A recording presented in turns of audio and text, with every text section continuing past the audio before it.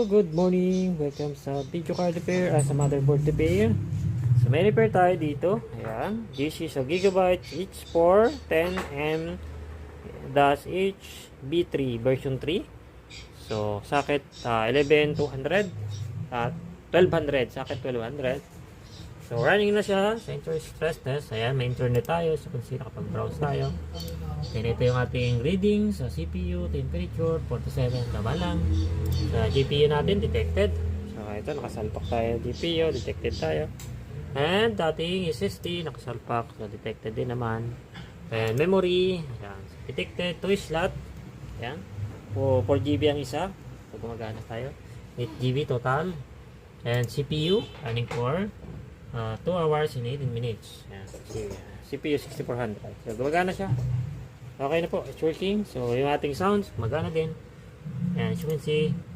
Ayan. So yung ating sound, baka ano siya, pagka sinalpak yan, gumagana yan. Ito. Ayan, so yung ating sounds. Okay? Ayan. Gumagana pa yung sound yan. Sa video ko na yan kanina. Okay, wait for a while. So ayan, ano tayo. Ayan, so may audio. Pansin, detected. Ayan.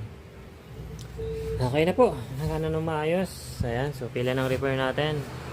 Wala dito, yung box na yan, mga doon, paikot, doon. Okay, nasa baba na yun, mga current repair. Ayan, tapos yung kay mark nasa baba. Repair ni mark. Okay, yung repair station natin ay dito. Ayan, so yung benchmarking natin ay dito. Okay, so line number. Ayan, so line number 4457-1. So marami yung paggawa niya eh. So yan ang ating customer. So na-repair ay February 3, 2026. Okay, so yan pong ating update from Motherboard Repair.